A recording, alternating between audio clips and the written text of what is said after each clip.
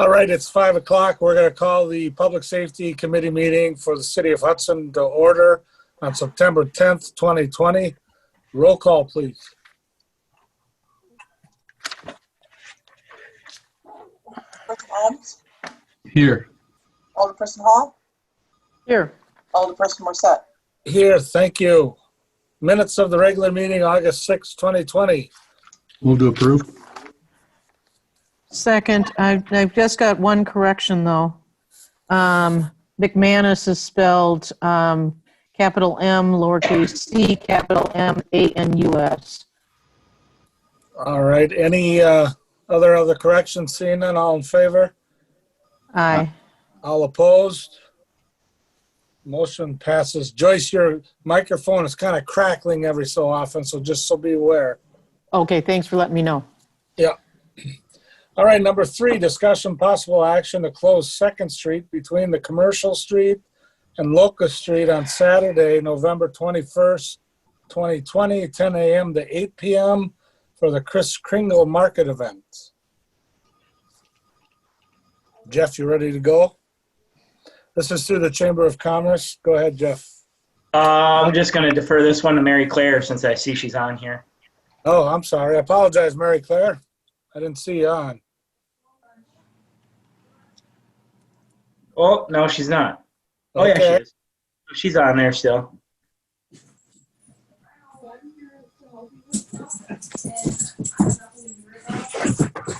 Mary Claire, are you available? I'm right here. You're on your item if you want to give us some information on the Kris Kringle Market event. Okay, thank you very much. I apologize for being a minute late here. So I'm not on video, right? No, okay. Oh, there you get to see me, yes.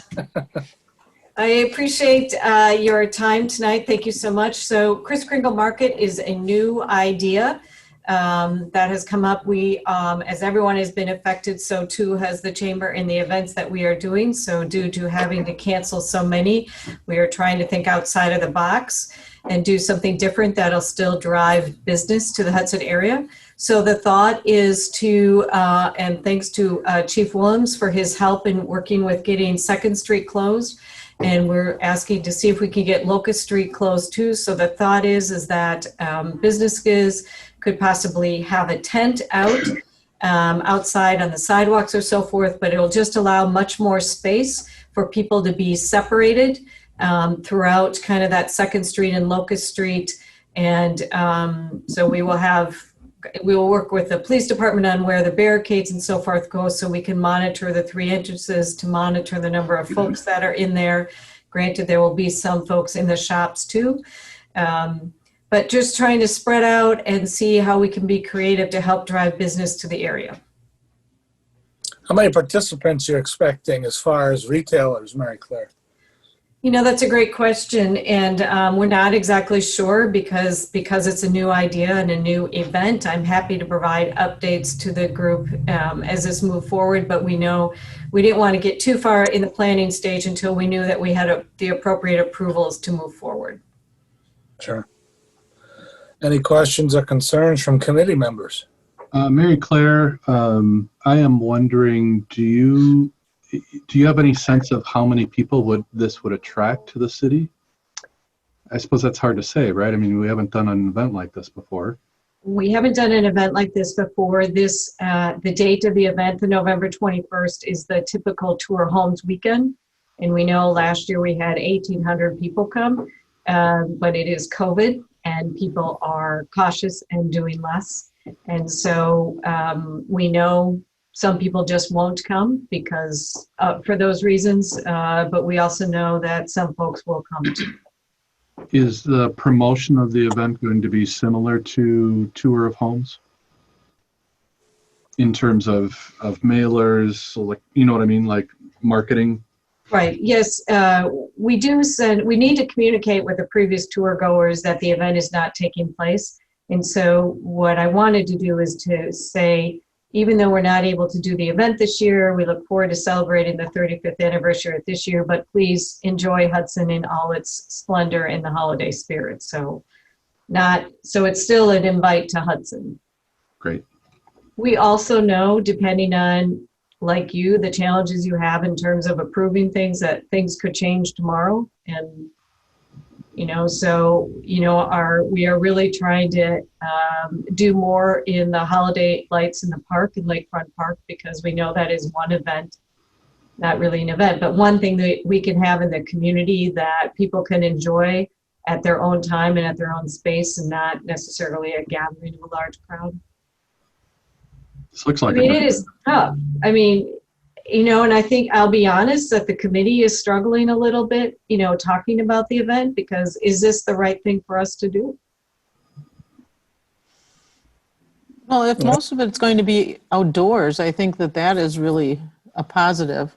Yes. I'll move to approve. I think that we need to support the downtown businesses as much as we can. I'll second it. It's like a great event. Thank you. Chief Williams, any concerns? Busy time? I'm assuming with Locust Street, you're talking about between 2nd and 3rd Street, Mary Claire? Yes, 2nd and 3rd Street, yes. Yeah, it's no problem. We've already got the permit secured, so we're good there for 2nd Street. And I'll work with Mike Miraz and Deb to make sure we've got proper road closure signs in the proper places. And you're comfortable with, I'm sorry, go ahead. It's an all-day event, so I likely won't have an officer sitting there. We'll do the hard closures like they do with construction. Okay. We'll use those type of barricades, and then we should be good to go.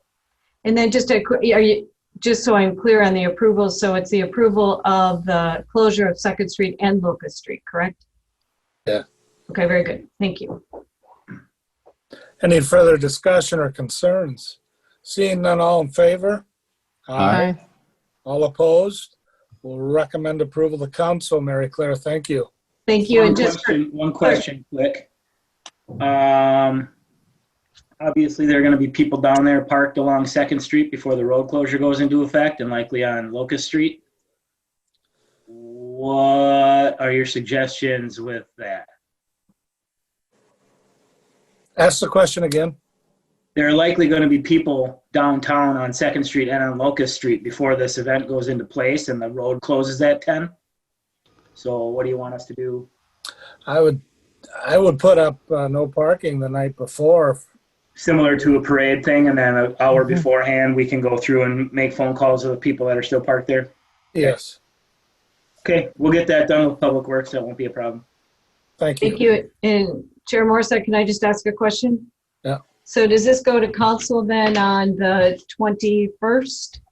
Yes, unless our agenda is like super long because we left some unfinished business from last Monday. But yes, that's the intent.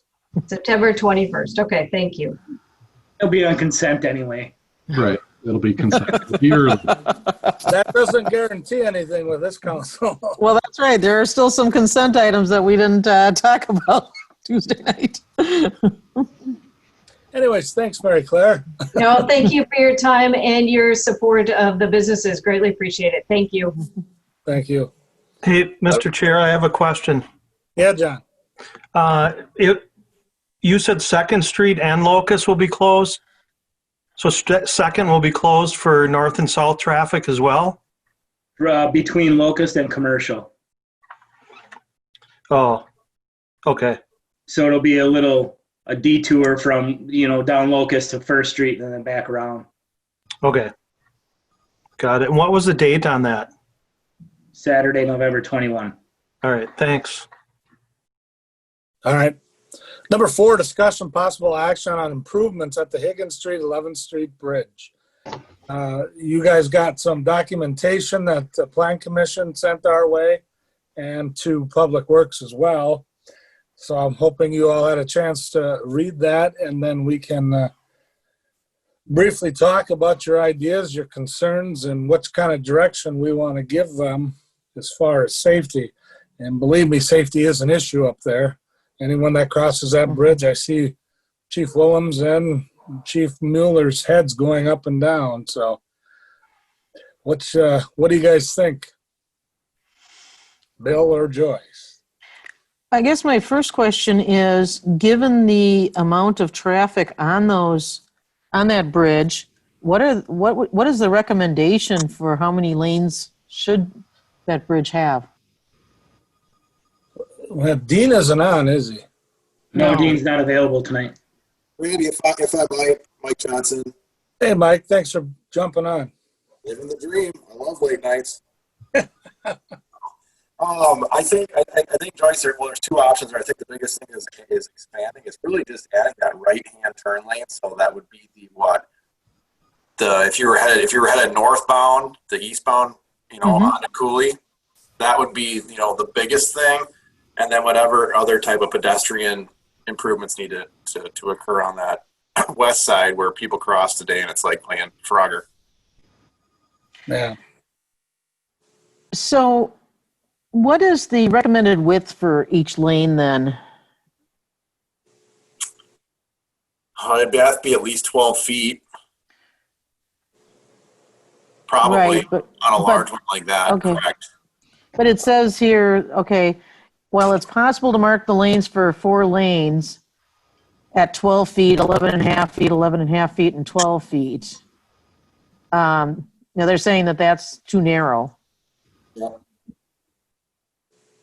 What is the recommended width of a lane for a bridge like that?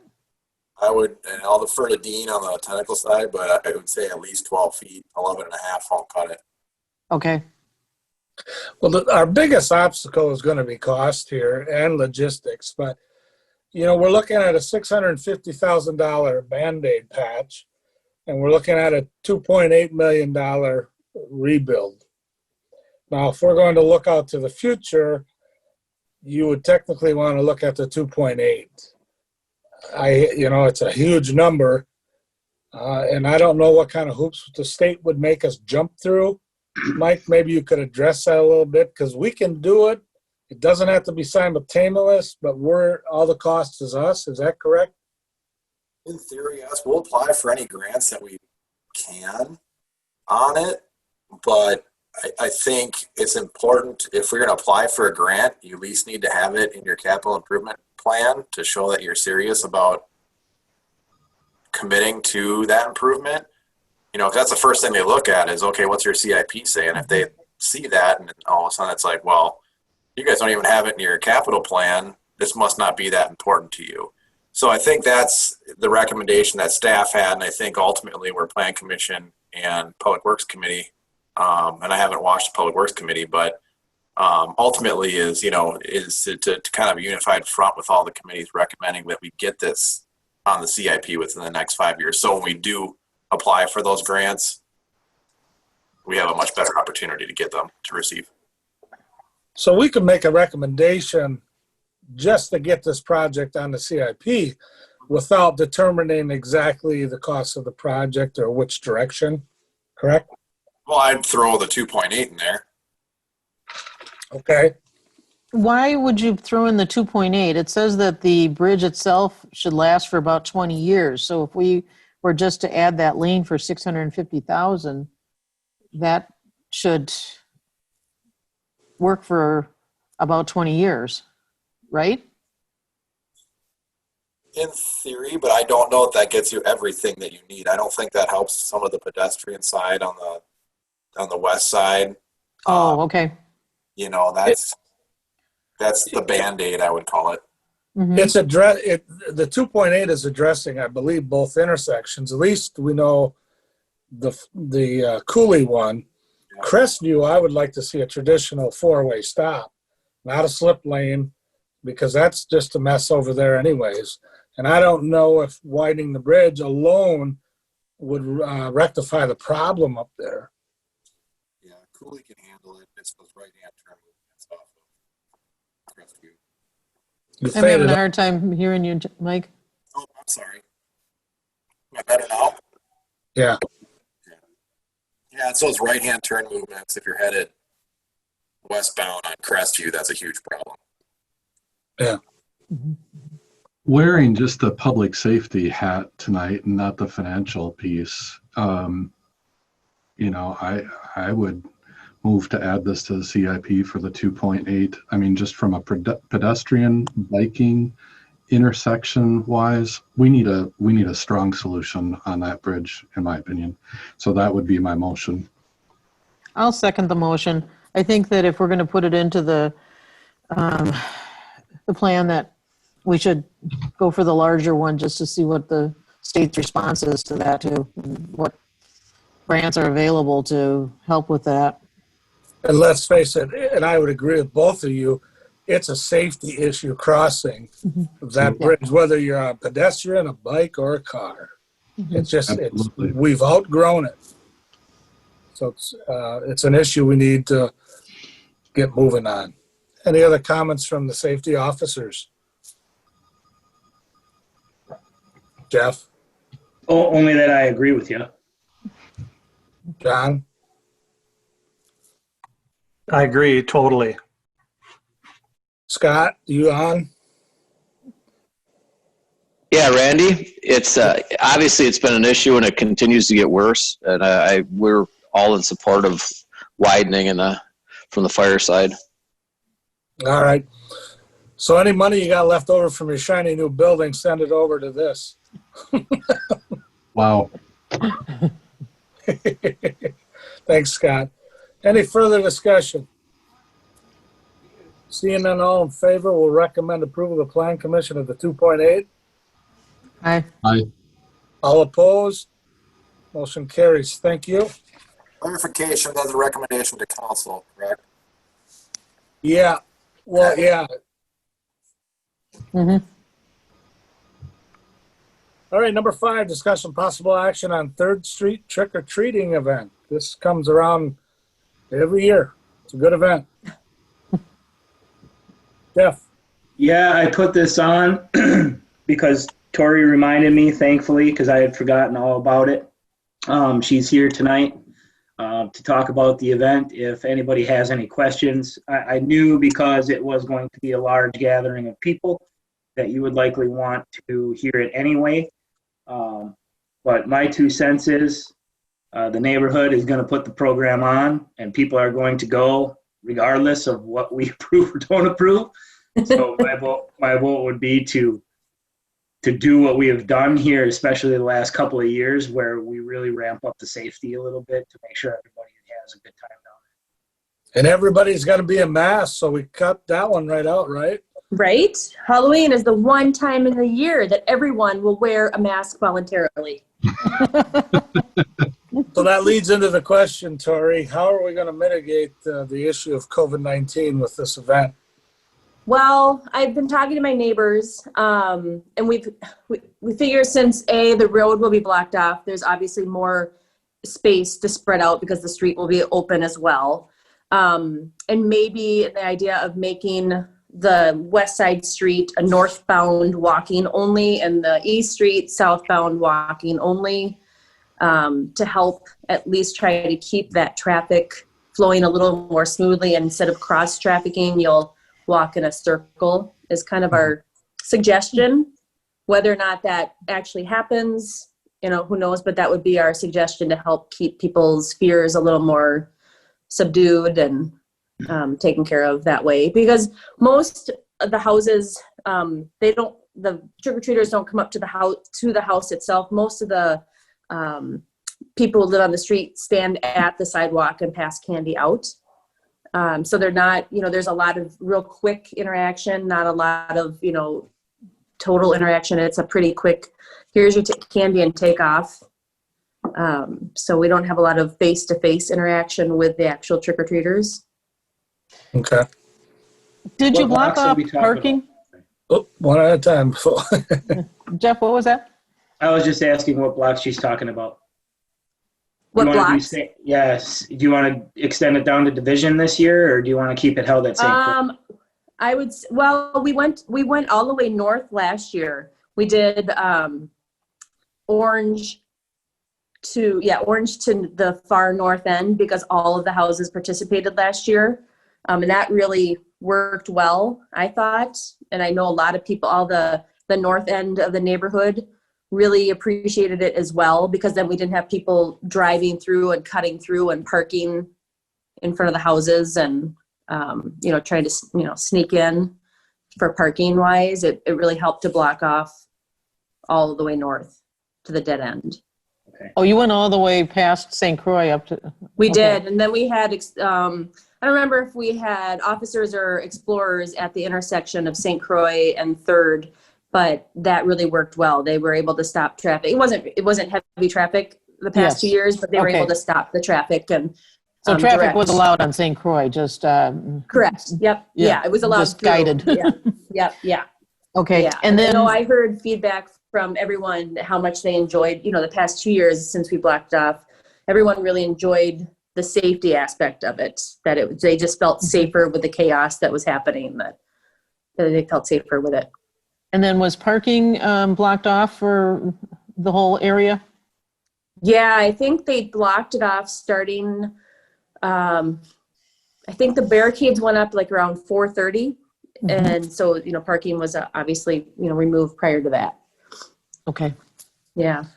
Well, I'll move to And approve it's because, Orange Street, and it's north of Orange Street, so it's the people parking there are mostly residential parkers anyway. So they are all aware of what's going on, and generally it wasn't a real issue. It's further south than that you have the some of the downtown parking and some of the church parking and things that happen. Yeah, and then No, this year too. I don't know.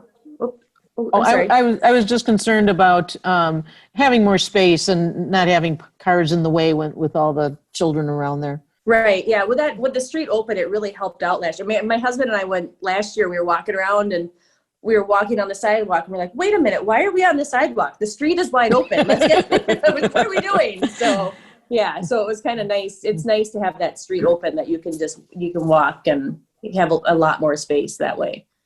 And then this year too, in the past years, we've always had the neighborhood has had people ask us if we want candy donated because we give out so much candy. We give out about 1,500 pieces. I was on the low end of 1,500 pieces last year. And I talked to my neighbors and we've come up and I've suggested this too with Operation Help. If you're going to come, we kind of like to make it, if you're going to come to the downtown and trick or treat, if you can make a donation to Operation Help of the mittens and things. And I've asked Officer Willems if he could have a donation box at his squad cars that are blocked off that we could collect that way. And then we can service the community back with things instead of candy. That doesn't benefit anybody else. Okay. Is there a second? Bill, did you second that? Yeah, I didn't get a second in, but I do have a couple of questions for Tori. Second. I'll say Tori, a couple of questions. With COVID and the homeowners that you've spoken with, everybody seems to be copacetic. Everybody's kind of buying into it. Yeah, everybody is pretty excited about it. I know there's, I think there may be a few that are a little hesitant. Sure. But most people I know are ready to do it. But again, you're pretty much out on the sidewalk as it is even before COVID, right? Right. Yeah. We're not. Yeah. Like where everyone sits at the edge of their walkway onto the sidewalk pretty much. And no one's coming up. I don't think I've ever seen anyone have to go up to a house to get the candy. Nice. The other question I had for you, you talked about doing sort of one way or trying to guide people to go one way on one street and one way on the other. What type of outreach do you do marketing wise? I mean, are you planning on getting that out there? What type of word? I guess, I don't know. I mean, maybe if we can get help putting, like when the signage goes up, I don't, for the streets, I know we put it, I mean, I'm sure we could put it on Facebook because there's, obviously Facebook outreach that way. Just encouraging people and maybe just asking the homeowners on each side of the street to maybe put a sign, this way only, or I don't know what we could do, but if we could somehow encourage it. Right. And that's all we can really do, right? It's not going to be. Yes. Yep. We could probably help with that. We have these little traffic delineator things that we could line down the middle of the road and use caution tape to kind of separate the two halves of the road. Nice. Oh. And I think we have probably enough of them. And if we don't, I'm sure Public Works has some that they could borrow us. So maybe that would help at least keep it separated.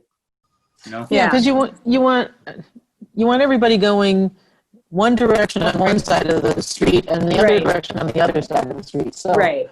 That would make sense to do it that way. Joyce, And then Joyce, obviously you're we have cracking people up. at each intersection too.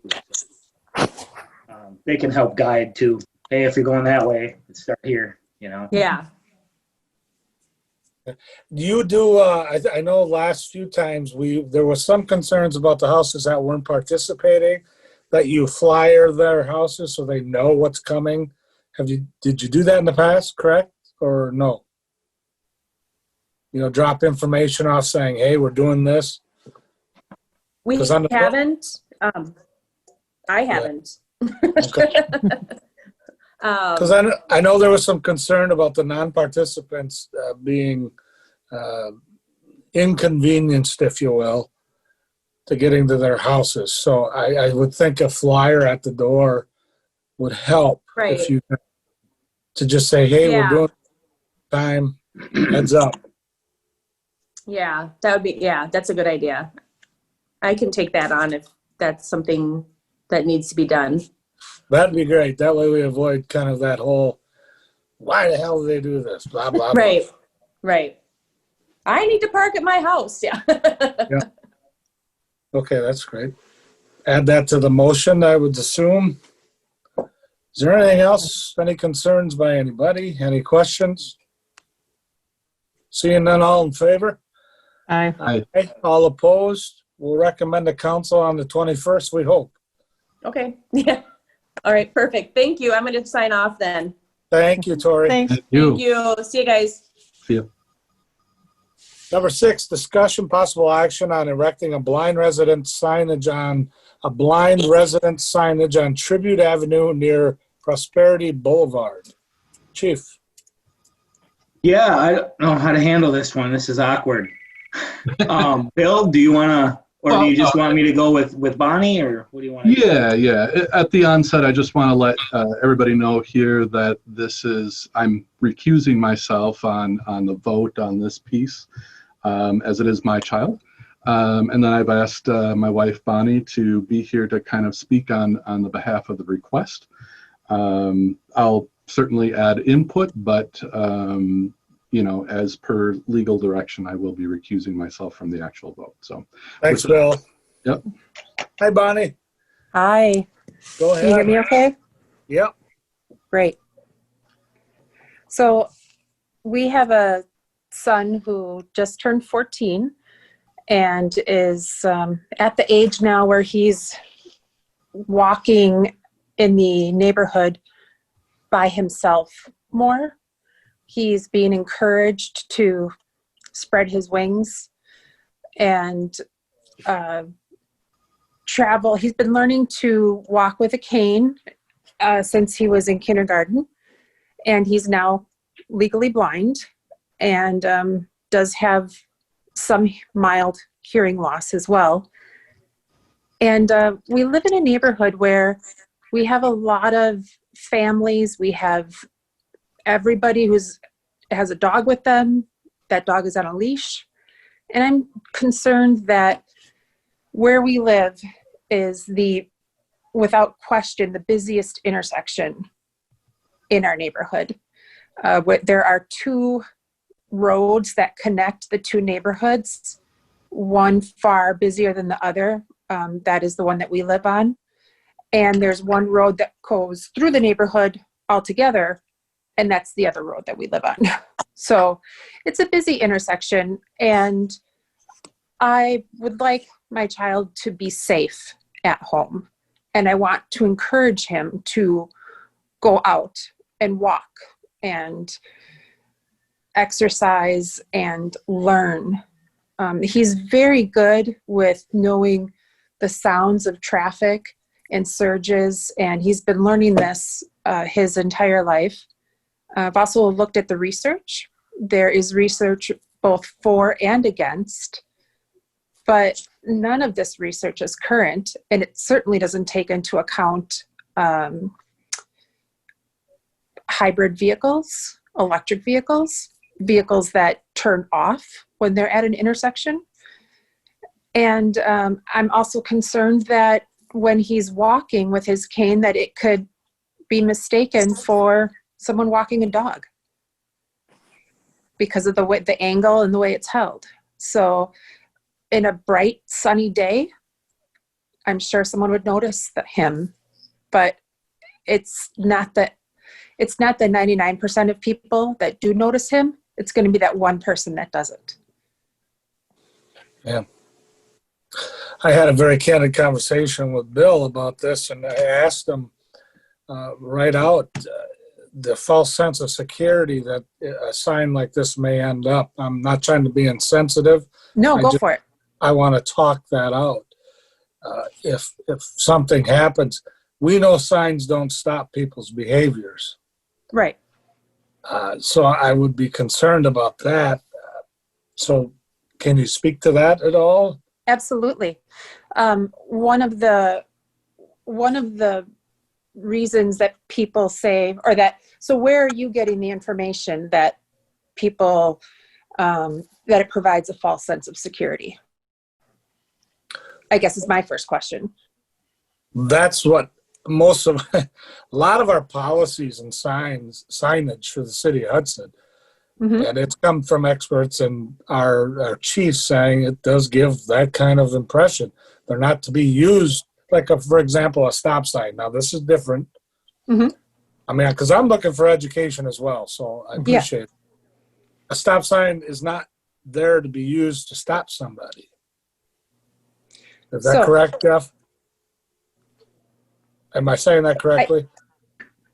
Kind of. Yeah, stop signs are designed to regulate right of way. Right? That's their function.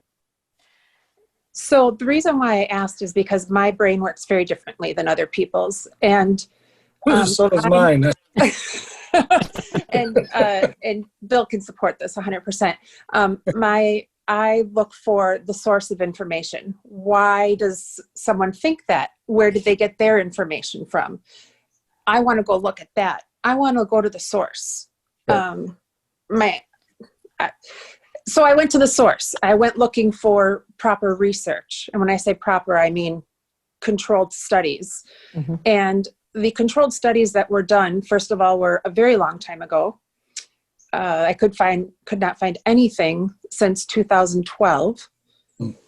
And let's see, so that's one thing. I'm trying to keep my thoughts straight here. And the other is that a lot of it is that false sense of security is when people are relying on that for their whole life. This is a child. And some of the specialists in O&M, which is orientation and mobility for the blind, will recommend it just until that child turns 18. And I think those years between 14 and 18 are critical, or maybe even 17. But until he is comfortable I think he has a right to be safe at home. So, well, absolutely. Yeah.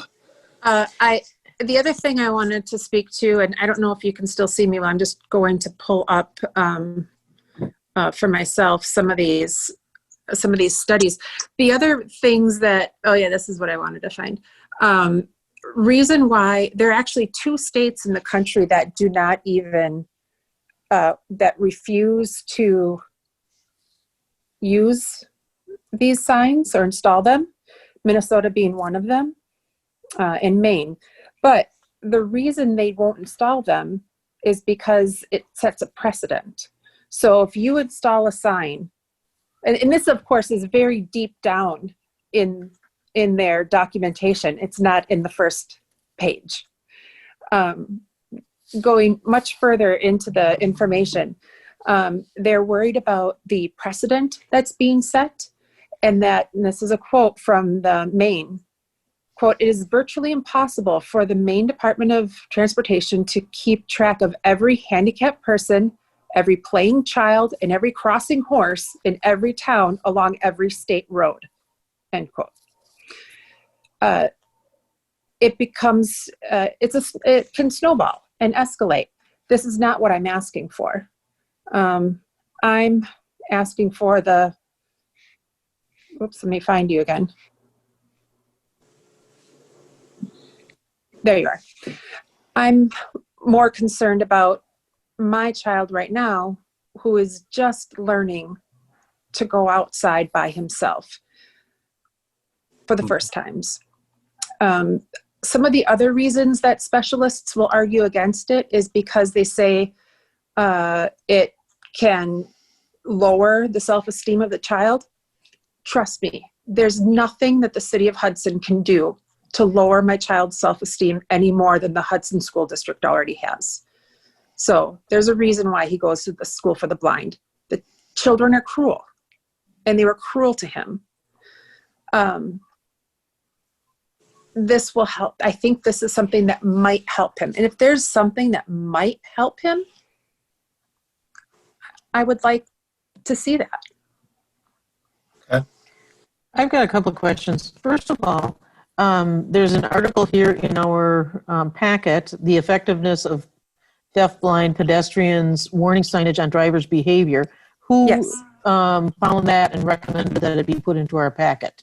I believe my alderman, who I first presented to you. You mean the guy you live with? Okay, I just wondered where that, who recommended that, if that was Dean or if Yes, that was and somebody else. So thank After he brought it to my attention, that's when I wanted to dig deeper and say, oh, I'm sorry. I said, after he brought it to my attention, that's when I wanted to dig deeper and see, why are they not, sorry, why are they not recommending this?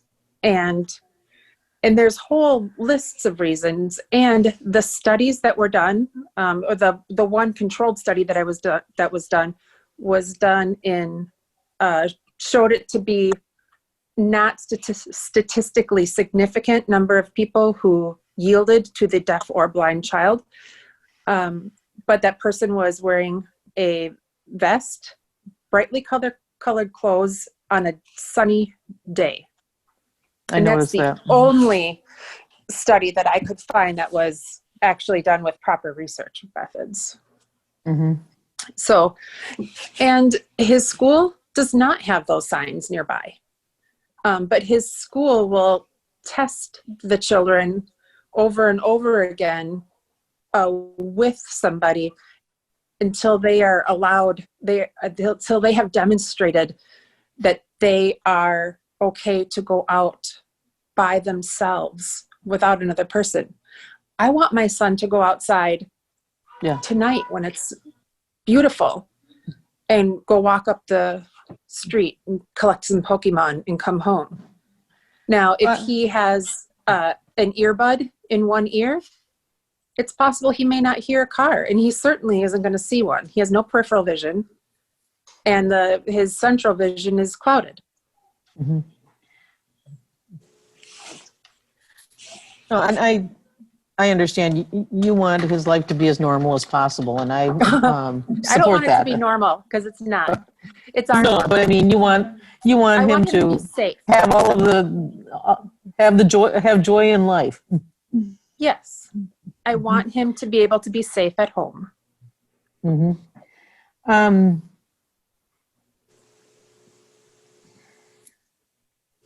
What city is his school in? Janesville. Oh, geez, okay. Why don't they have any signs in that area? Do you know? I don't know. Probably because the children, that's where they've already been learning and where they need to demonstrate that they can be safe in a community. Otherwise, you'd have to have signs in the entire city. Well, that was my next question was, where do you expect him to be going, and do you need some signs between That's a good your question. home and your destination? Yeah, and I thought about that too, and I'm sure that that there are people on your committee that can speak to statistics of where people are when they have accidents. They're generally close to home. He will always be starting out and ultimately ending up back at home. I'm concerned about when he's walking alone. And he doesn't have somebody with him to say, whoa, careful. And he's almost was hit by a truck in Janesville with an O&M instructor with him on a bright sunny day. wearing brightly colored clothes with his cane in a small town that is the home to the school for the blind, where you would think people would be aware. So again, it's not, awareness doesn't solve anything, but I'm just hoping that if it can slow one person down, I'll So take where it. would you want the signs to be placed? Would you want signs on both? Okay, so you're on the corner. Do you want signs placed on all of the roads leading into your, No, I into don't your think- intersection? Well, the one road is only a block long, so I don't think that would be necessary. And it's also heading sort of up a hill. I think certainly a sign on Tribute in each direction from our home would be warranted, and possibly one on Ashbury where it's one of the two roads that connect the neighborhoods, and some people whip around that corner. Now, I do know that there was a study done recently on that corner, or on Tribute, showing that the majority of people obeyed the speed limit, which is wonderful. But it's not the speed that I'm worried about. It's when cars are hybrids and or whatever. We drive a hybrid, and it's silent. Yes, I drive a hybrid also. It's very quiet. Yeah. I worry about hitting small animals. And he's a 14-year-old boy. He can be a ding-dong sometimes. He will. The frontal lobes don't develop right away. Yes, I mean, this is where, because he's learning right now. And that's the thing, is he's still learning. And he does not have a certificate, and nor do I believe that he needs a certificate to go walking by himself. I just am hoping for increased safety for him. So how many signs are you envisioning then? 2 to 3. Together, two on each side of the street? One on either, on the So one main on each- street in either direction, and then probably one coming from the connecting neighborhood. Okay, so that would be But 3 that signs. one I could see either way, because they're probably not going to go straight. They're either going to turn left or right onto Tribute, and in which case they would see the sign then. So, If I can just add one more point of clarification. So Tribute Avenue is the main drag, then it's Ashbury, which turns into Prosperity, and the Ashbury Prosperity is a yielded signage on that intersection. So they have to yield to Tribute. well, Tribute they're is not supposed to yield. correct, but Tribute is the main thoroughfare, which is what, that would make sense to me to have that be signed. Is the speed limit 25 on all of those streets? It is, Yeah, and people generally go slower. I find myself, if I'm going too fast, I look down and I'm going 20. Yeah. Any comments from any of our safety officers? I support it. Anything that we can do to help people be a little safer. I'll make the motion to I'll, the council. Who was that? This is Scott, Chairman. I support it too. I think I'm not a control expert here, but obviously it's not doing anything to the flow of traffic except raising awareness. I think this is a unique situation that's somewhat of a limited time. I think it would benefit us knowing the fire going in that there is someone else to watch for. So I am supportive of it. Right. I will Thank add too that, if you're coming through a neighborhood with lights and sirens on, you expect that people are going to hear it and move out of the way. And knowing that there's a possibility that he's not going to see the lights, I think it's a good idea in the area of the house. Okay. And I second. So we will, all in favor? Aye. All opposed? We'll recommend it to full council on the 21st. Thanks, Bonnie. Great, thank you so much. Appreciate your time. You're welcome. Number 7, discussion possible action on the River Valley Deer Management Contract for 2020 and 2021 archery season. A footnote, the contract that we have says North Hudson, so we need an updated contract from Mr. Faya. Jeff? Oh, I don't know. He sent us a copy of the contract and asked for us to send it to the proper committee. So that's what I did. I've rarely had face-to-face interaction with him, but I'm sure we can reach out and get a corrected version of the contract. Yeah. And the only other thing, I know there are some neighborhoods in town that were kind of requesting when we approved the contract for the deer management that they could spend some maybe time in their area. I know one of the areas was off of Bear Road. I don't know how that works. If It has to be requested. Give them It has to direction. be requested by the resident. How do they make that request? I don't know if it went directly to deer management or if it went through Public Works or you, Jeff. I don't recall. I'll ask Lon how that happens when I get a hold of him. Okay, because I know that there, well, my husband is one person who is concerned about the deer in our neighborhood, and then there's a resident on Grandview too. You What's really that? scratched again, Joyce, your Oh. microphone. Yeah, I've been having some trouble. I think of the internet, every once in a while it'll be okay and then it'll slow down. My husband is concerned about our neighborhood because there are a lot of deer in our neighborhood. There's a resident on Grandview who has also complained to me about the deer in her area. They're coming all from right behind the Y, that area. And so anyway, yeah, if we can filter things through Jeff, I think that would probably be a good way of doing it. I think it was Jeff or Deb Andrews took those requests. Oh, yeah, Deb Double check on that. was working on that. I know as that well, several right? people have asked me, right? But it was like in June, when we didn't have, we didn't have the bow season, obviously, and we didn't have this contract in place. And I remember telling them that when we get it, I'll figure out how that happens so that they can make that request. Okay. So when I talk to Lon, I will get that squared away. Okay, good. Can you find out how many deer were removed during the last season? Let's see now. All right, so they're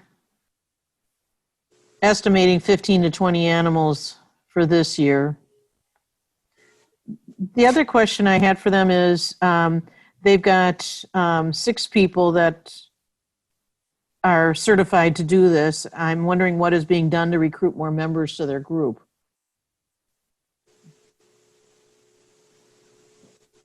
I don't know that. Wish Lon was on. He could have answered those questions. Yeah. Maybe he'll come to the council meeting and he'll get, Okay. or we Well, we can can request him to come to the council meeting. That'd be good. All right, I'll make the motion to move this to the council. Second. And then I will just to clarify, I guess the packet says Hudson, but the one online says North Hudson. So that looks correct then. So as long as, no, there's North Hudson back. All right, never mind. All in favor? Aye. All opposed?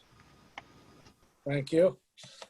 Number 8, discussion possible action regarding traffic safety on Heritage Boulevard. This was August meeting. It was actually a July meeting and then August meeting, but we deferred it to September because I guess we'll call him a complainant. Wasn't available in August, and I don't see them here today. But you've all seen the data that we collected. I don't know. It's 20, so I don't know if it justifies much of anything. Well, and everybody, I did a double check on Heritage Boulevard, and it's no parking all on the same side of the street, the entire length. So that has already been taken care of. We heard from a resident here today that said driving through that neighborhood, right? Bill's wife Driving through that neighborhood, it feels like you're going fast. You look down, you're going 20. Yeah. And that's true. And that's the way that development was designed, was to keep traffic slow. That's why they have all those curves and those roundabout, funky neighborhood intersection things, that was done by design to keep traffic flows slow. I don't know what else we can do up there. I mean, this is literally the only complaint I received about speed up there in the 2 years I've been chief. So Did I think we Dean can have any recommend? Oh, sorry. I think we Dean should didn't just have any monitor it. recommendations on it. Dean did not have any recommendations. Okay. I think we should just monitor it for now. I don't know if we should move any further with it. I do have a question, Chief Willems. And to you, Chairman, if we wanted to monitor at a different location, is that something that we could do, that I could just request directly through you, Chief, or that doesn't need a vote, correct? No, I've got a list going where I'm putting that data thing up all over the place. So Right. And I know that you did, what Bonnie did mention in that previous, that you did have some data collection happen on Tribute, and that average speed was 20, I believe. Yeah, it was virtually identical to Heritage Boulevard. I think Heritage Boulevard had a few more vehicles on it, surprisingly enough. But the speeds were very similar. It's my concern overall about picking out one specific street within Heritage or within Heritage Greens is that I almost feel like if there is a change, that it should affect the entire, because I think you come into that neighborhood, you see what the speed limit is for that entire neighborhood. Right. And to be fair, too, Tribute and Heritage are the only two roads in that neighborhood that go from the extreme north side to the extreme south side of the neighborhood. Those are the only two through streets in that neighborhood. So I'll probably request another location just to help monitor it, but yeah, I'm good just revisiting and monitoring as we go here. Yeah, we can always revisit, so. Yeah. All right. Thank you. Number 9, discussion possible action on truck route ordinance. You want me to take this one, Randy, or? Yeah, go ahead. You took the main complaint, so. We took a couple of angry phone calls from a resident up on 11th Street that is very concerned about construction vehicles and dump trucks and things driving down 11th Street, and drew my attention to a truck route ordinance that we had, which I thought was essentially regarding combination tractor trailer type truck traffic, right? So I read the ordinance, and it basically prohibits any vehicles over, 8,000 pounds to be on that street. Yep.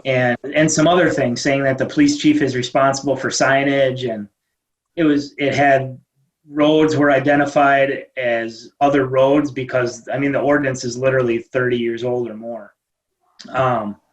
So at minimum, I wanted to bring it here to be cleaned up, or potentially be discussed if that's something we even want, to have a truck route ordinance like that.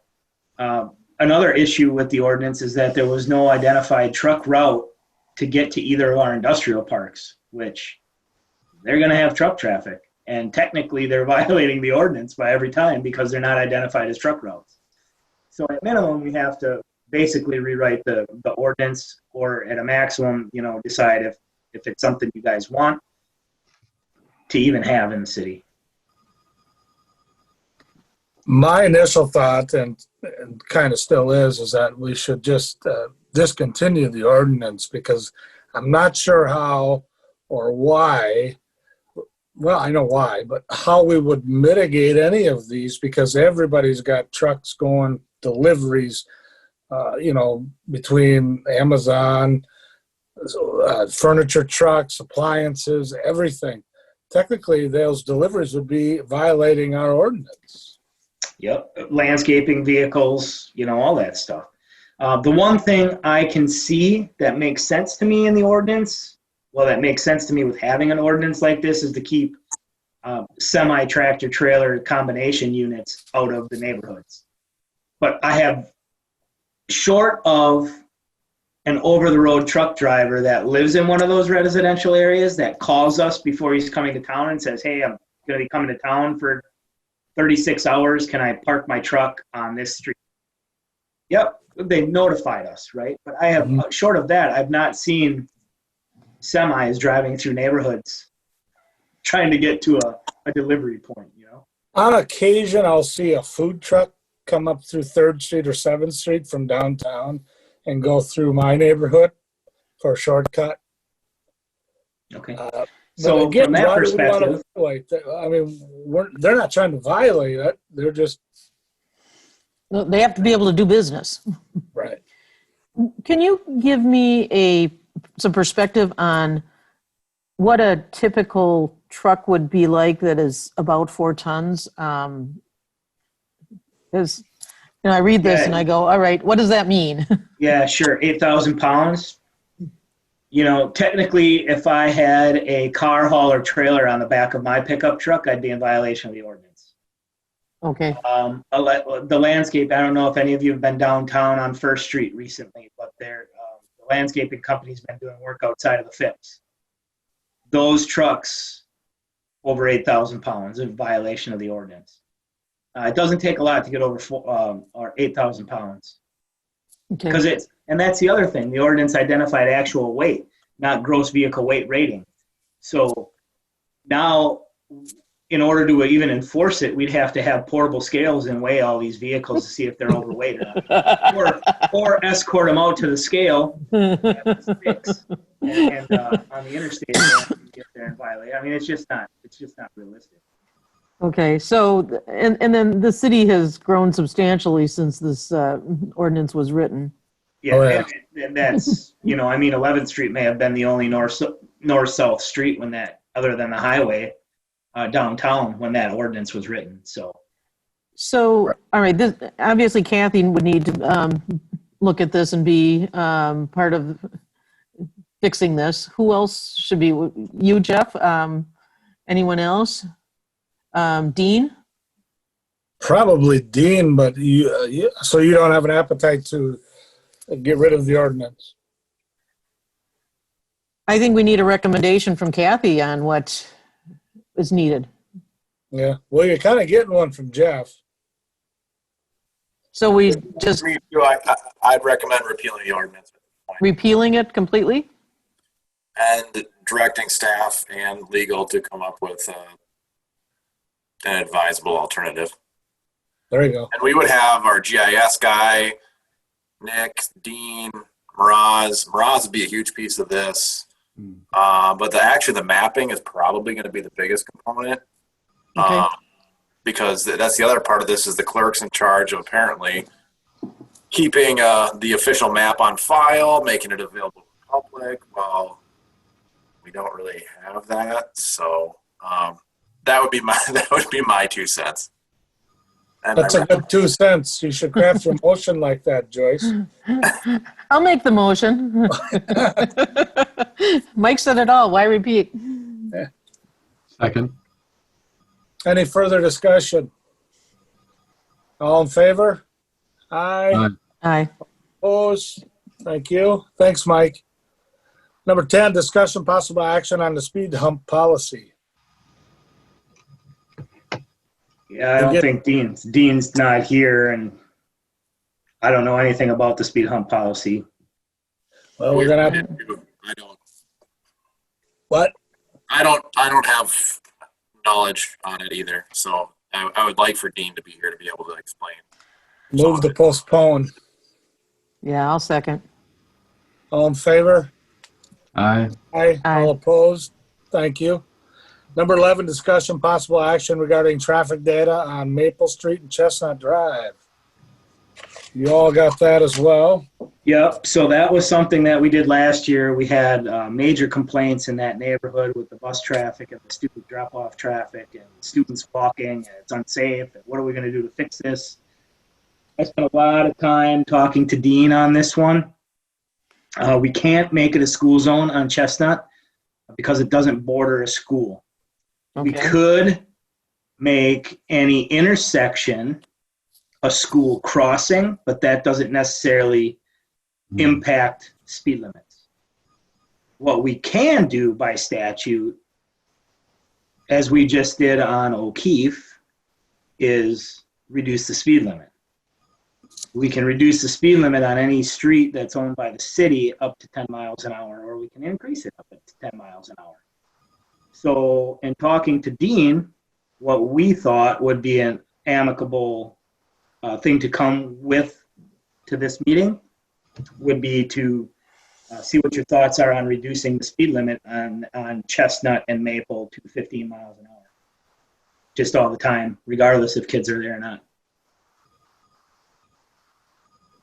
Again, it's a sign. I mean, are they going to pay attention to it? Well, the problem is when you're going 25, right? It feels really fast, but they're not violating any laws.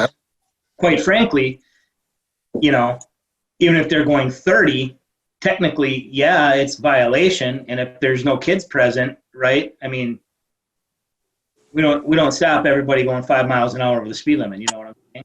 We just don't have the resources for that. So if you limit the speed limit, at least you make education and enforcement a little bit easier to do.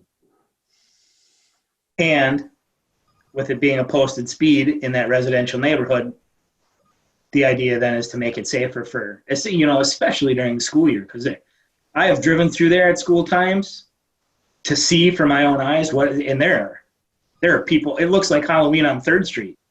Only you got buses driving down the middle of it. Yeah. I mean, I'm not kidding. It's busy. I know. No, and even though the average speed is only 23 miles per hour, there's a significant number of people that are driving faster than that. Well, and my point is that even 23 miles an hour probably feels very fast. It's too fast. The other question I have is, we had talked about, Mike Mraz had talked about marking bike and pedestrian lanes on either side on Chestnut, but he's not here to talk about that. No, and I think in our conversations with Dean, I don't know that the road is wide enough to do that. Especially with cars being able to park on either side of the street. Yeah, there's a problem too. The solution to do that, you'd have to restrict parking on one side of the street to be able to make that effective. Okay.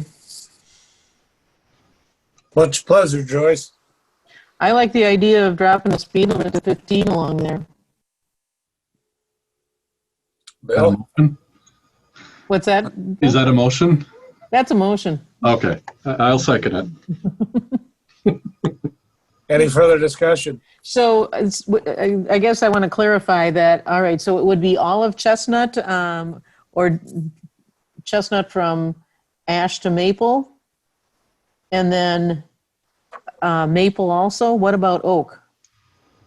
I think Oak should be 15 Oak is a as school. well. Oak is a school zone. Right. So Oak is already 15 miles an hour when people are there. When anyone's Are you present. saying? Huh? When children are present, school Yeah. zone, typical school zone. Well, I think we should just drop the speed limit to 15 on Oak as well, because even when children aren't present, because of the narrowness of the street and the curves that are there at the end near 12th. So I would say from Fillmore all the way to Ash. I'll still second. Mm-hmm. So going north on Chestnut from Ash, leave it 25. Well, that's a cul-de-sac. Right, and it's only 2 blocks long. Yeah, but you know what? Make it all 15. That way it's consistent. What do you think, Bill? Yeah, Okay. I like consistency. Chestnut all the way to the cul-de-sac. Any further discussion? Got it, Jeff? Yep. All in favor? Aye. All opposed? Motion carries. Thank you. Discussion number 12, discussion possible action to install traffic signals on Carmichael Road and Mayor Road. For a brief discussion, it needs to come up. We probably need to address the issue. I didn't see a total on the number. I brought this up from Plan Commission. I didn't see a total on the exact price. Mike, are you still on? In my packet, it says estimated total of $269,000. Oh, I didn't get that. You're looking at a different packet? Well, it's right here, but it doesn't have a total on it. Oh, Is Mike still on? I am.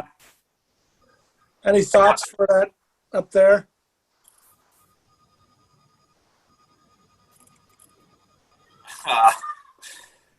I would say, I don't know. I think the light on Bracken on the south side is probably something that should go ahead of Mayor. Really? Big gaps. I mean, Have the you ever- other option you could do, the cheapest option, is you just close that to left-hand turns out, Huh? right? What do the neighborhood think about that? Well, exactly. They aren't going to like it, but that's if we're truly worried about public safety. I mean, that would probably be the most obvious solution, would be to close that. I don't think it's the right option right now. I think the best option probably is to address the Brecken intersection where we have the conduit that was put in when they did some of that expansion, and just do that.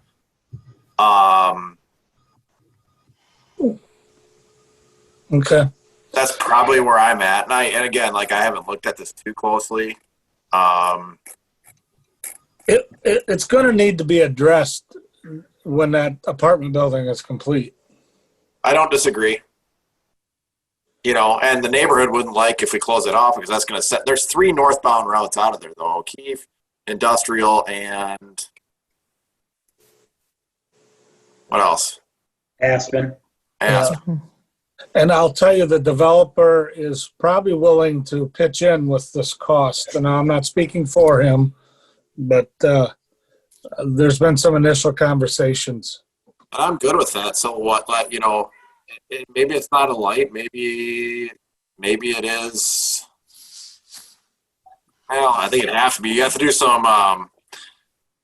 What do they call those little blinky lights that go further up? Because it's on a curve and it's high speed. You'd have to have those blinking lights when it's about to turn. Be prepared to stop signs, things like that. I think the spacing would be fine. I think it's not a huge price tag. I don't think it'd be a bad thing, man. It's going to be, you're going to have one stoplight and then a quarter mile up, you're going to have another one. So. Well, let's put this on the next agenda, or let staff come up with an alternative. I'd like for Dean to be here too on that. Yeah. Go through all of the options, and then we can do an abbreviated version of it, obviously, but we can go through all the options and then figure out, what it is, what the pleasure is of this group, and then ultimately the council. Okay, so let's send it to Dean, and then at his leisure, sooner than later, come back when he's ready. Yep, he should be. He's back, I think, within the next week or so. They just had it. We don't need it the next month necessarily, but as soon as it gets put together. Yep. Thanks, Mike. No problem. Number 13, discussion and action on traffic safety at Carmichael Road and Burl Oak Curve. That was another complaint, I guess, for lack of a better term, from last year. As you can see from the data, it's an issue. The problem is it's County Road A, right? It's through highway. Our options are kind of limited. I don't know if that's one of those areas where you consider a 3-way stop. There's a stop sign coming out of Burl Oak on the Carmichael, and then what is it? 200 or 300 feet up to the other side of Burl Oak. It's a 4-way stop sign there to go into the middle school and Prairie Elementary. But yeah, I mean, the speed issue is real. There are a lot of kids in that neighborhood back there that are crossing the road. First week of school, we probably had 5 or 6 near misses. Wow. It's a problem. It's a problem. We need to address it. So the speed limit is 25 along there, correct? Yeah. And then yep, 15 when 25. children are present. Yep. But as soon as you reach the city limits, is it 35 along there? So people are coming in from the town of Hudson, they're driving 35, and then they're expected to slow down to when they get into The speed city limit, limits. the speed limit changes to 25 north of Wren. So they've got some time before they get to the city limits. Well, the speed limit changes before they get to the city limits. Okay, it does. All right. They've got But they're some still time driving between the pretty city limits fast. and Burl. Yeah, they're still flying. They're still going pretty good clip. Right. Well, I'll make the motion to put in a stop sign and always stop. I'll second. Any further discussion? All in favor? Aye. Aye. All opposed? Motion carries. 14, informational items. Any? None? 15. Oh, Nope. I just wanted to make a note here, informational. Just wanted to make sure it was the right time for me to speak up. I just wanted to, I didn't get the opportunity in the council meeting, but I did want to just apprise everybody of the death of Dwayne Bakke. If you didn't know, I sat with Dwayne Bakke on the advisory joint fire board, and just wanted to send the condolences to his family. It was a pleasure serving with Dwayne on that board. thanks, Bill. Sure. EMS update. John.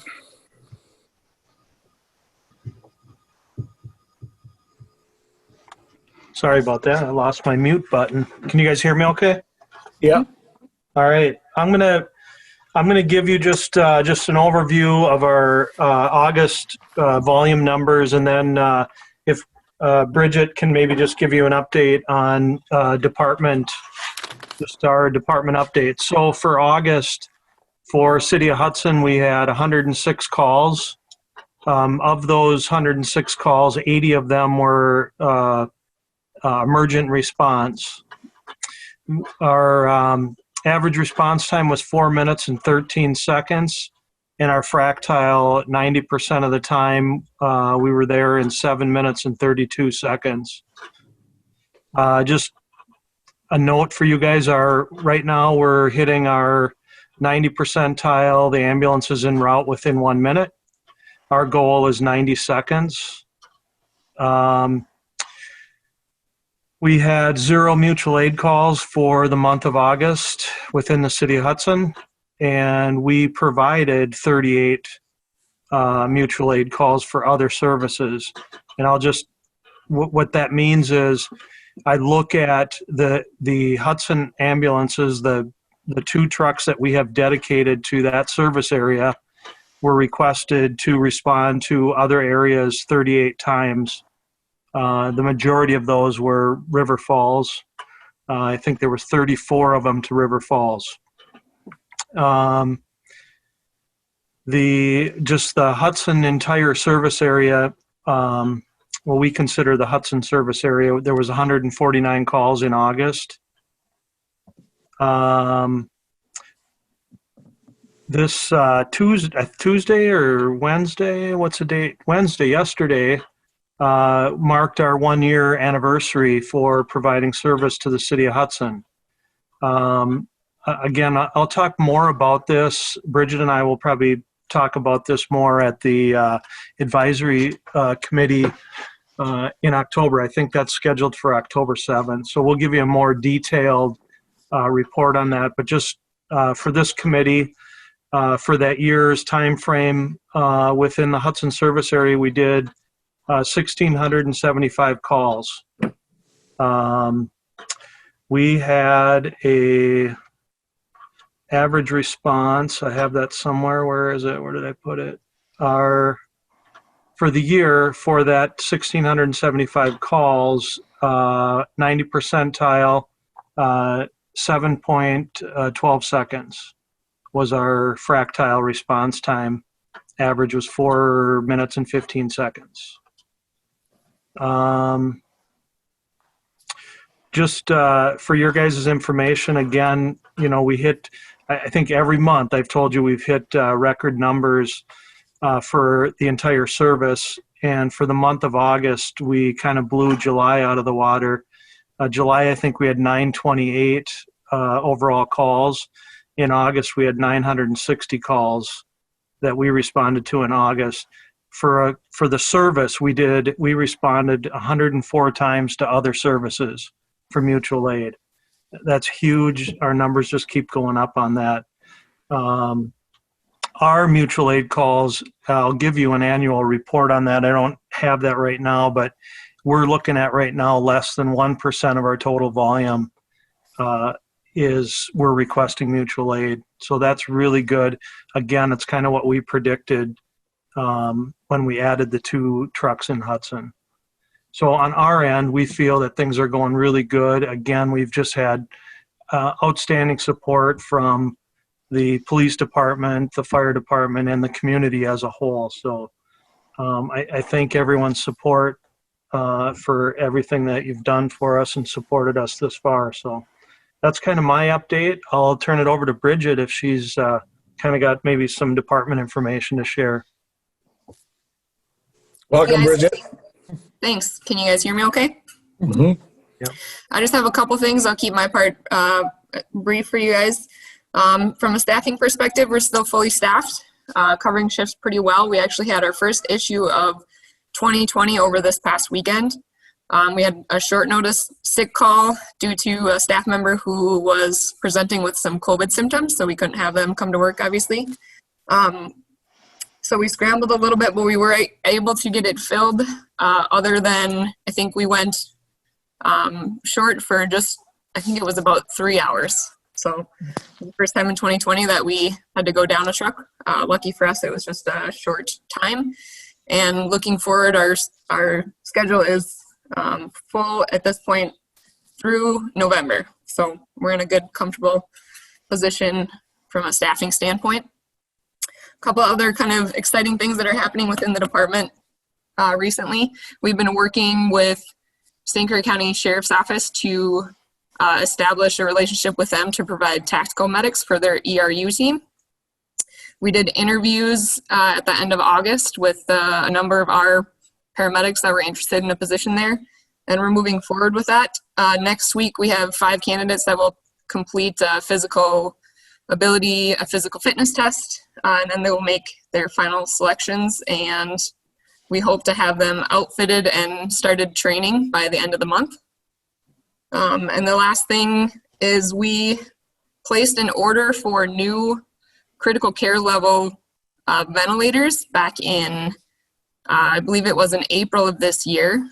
We were fortunate enough to get some money that was donated through our Lakeview Foundation to pay for these ventilators. They're about $25,000 each. So we ordered 3 of them. Unfortunately, due to COVID, they were significantly back ordered. So we hadn't got them for a long time, but they shipped this week. So we will be receiving them soon. They're going to replace our previous critical care ventilators. These ones have increased capacity, some increased flexibility in settings. We can ventilate down to quite small neonatal levels. So for very, very small babies that might need to go interfacility, and some other pretty invasive features. So we're working on training on those, and we should hopefully have those on our trucks within probably a few weeks here. So, and that's all I have. Great, thanks. Any questions? Yeah, I've got a question. The advisory committee meeting, you said that's when, October 7th? I believe it's October 7th, Joyce. If Chief St. Martin is on, or Bill. Yeah, I believe it is the 7th. Where is this posted, and where is the agenda posted? Because I don't see it on the city website. I don't know if it's been posted at this early of a date, but we can get it on there. I think typically do it a week or two ahead of time, but Right, but we no, can get it up previous meetings haven't been posted or aren't on the website either, so. No, I believe it was at City. I think it might have been posted at City Hall, and not. I don't know if it was on the website for the last one. So we can try to get that. Yeah, I think that it would be helpful to have it posted on the website. Thank you. I think, too, one of the things I want to mention, too, just to thank you to both Chief Willems and Chief St. Martin. This past weekend, on Monday, we had a cardiac arrest in Hudson. And I got word this afternoon that that patient has left Regions, went home, and had a procedure at Regions to correct the problem, hopefully, and all is well. So a successful save. I don't know, who was on the department from either one of those two departments, but family members started CPR, actually the wife, prior to our arrival. I think we had a 5-minute response time and got him back. So very successful. Again, just shows the what can happen when you have a great partnership with all public safety people working together. Very nice. Yeah, excellent. Scott, fire department update. Mr. Chair, before we continue, I have one question real quick. Can I go before Mr. Johnson or not? Oh, go ahead. I'm just asking, John, would it be all right if we worked out a deal with maybe some flu vaccine for city staff? I know in other places I've been in the past, they've, EMS has run a program where we work with the employees, city hall staff, fire department, police, whomever to provide. I will, I'll run that up the flagpole. I don't know, I'm probably going to have to talk to Hudson Hospital and see what they have in place there. But I will definitely get back to you on that, Mike. That was Mike, right? That said that, asked the question? Yeah. How many staff members are you including in that? Do you have a number? City hall's maybe 20. And Okay. I think you, me, and Aaron can just work that out and figure it out. But it'd be a nice thing that if we could figure something out, a nice, Okay. It's a good thing. will. Yep. I'll push for it. I'll see what I can get. Appreciate it. All right. Thanks. Thanks, Mike. Thanks, Mike. Scott. Yeah, I kind of concur with Mr. Johnson. I think that would be nice to offer if we could do it, maybe in a location where city staff was accessible. But just kind of update, obviously coming up to October is Fire Prevention Month, and that's usually our biggest month for public education. This year, we're public educator is looking at doing some different things. Obviously, we've tried virtual, so been working on some programs for that to get out to the schools so we still don't miss out on that. So she's been busy with that. We still have our open house on hold until we kind of figure out when it would be a good and safe time to do it. We definitely want to get everybody in and through the department. Been busy on runs. We're on pace again to eclipse last year, which was our record-setting year. So just kind of see what happens there. No particular area that we're busier in, so that's kind of interesting. We did receive from a private citizen a donation, which is going to help with some things around the station and actually buy some lights and stuff for one of our newer rigs. So that was very, very generous. They kind of want to remain somewhat anonymous, but it was very nice of them to do that. And it'll help offset maybe some money for 11th Street for Randy. Yeah. And that's kind of it. Just been busy. We've been doing training. Kind of lastly, just remember that obviously tomorrow, September 11th, and just kind of keep in the back of their minds all the people who perished in that tragedy. And I believe it's the 19th year. So that's it. All right. Thanks. Any questions for Scott? Just a real quick question, Scott, just for the group. I think I know the answer to this one, but what is the reaction? What has been the reaction of the new fire station from your crews? So far it's been really positive. Obviously, it's not our transition as we expected to basically fully utilize everything and fully utilize the training room and all of that. We're finishing up the punch lifts. It's been really positive, but obviously it would have been nice to do a little more formality with moving in and that, but it's been great. Our responses have been good. I think people are kind of settling in how they get there and which is kind of nice. So yeah, it's been positive, and I know everyone, the fire department appreciates the city obviously investing, and it's been good. It's been, our truck checks, I think, is one of the biggest things too. We weren't able to do them really in the station. I noticed a big difference in training. We always had to drive somewhere else to train. We could never really train at the station. So we're actually gaining probably a half hour to 45 minutes minimum or an hour on training nights, because the majority of our training we can do at the station. So all around it's been very beneficial. Nice. Thanks to taxpayers out there for your good facility, for sure. Police department updates, Jeff. Not really anything going on other than to piggyback on Lakeview's statement that we are at full staff for the first time in about 6 years for our authorized strength. And then to piggyback on what Chief St. Martin said about 9/11 tomorrow. It's a tough day for a lot of us, just remembering that. So let's not forget about that horrible day. Other than that, we're busy picking up again, more and more each month that goes by.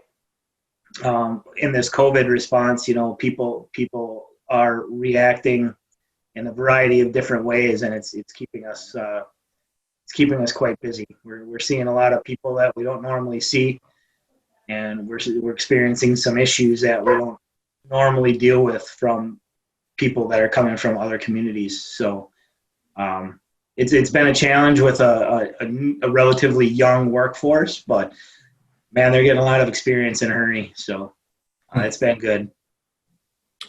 Well, you're all appreciated, and I appreciate you have our support. All of the departments. Thank you. Number 16, other items for future agendas. I have one, which is speed limits on 6th Street and Oak, downtown by Trinity. And Joyce, yours? Okay, so East Canyon Drive, that was an issue because of the kids in that area. And that was the one that brought the speed hump policy up to the Public Safety Committee.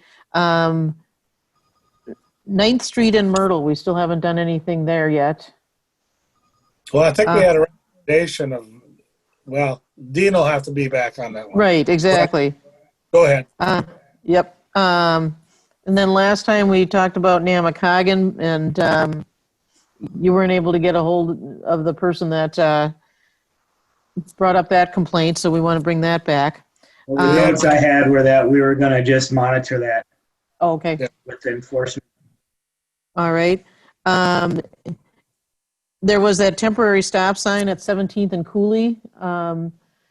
Everybody really liked having that stop sign there, so we were going to talk about whether to make that permanent or not. All right, we did make an adjustment. Red Cedar Pass at Tribute, but there were still some concerns about that because that wasn't on that particular intersection wasn't on the agenda.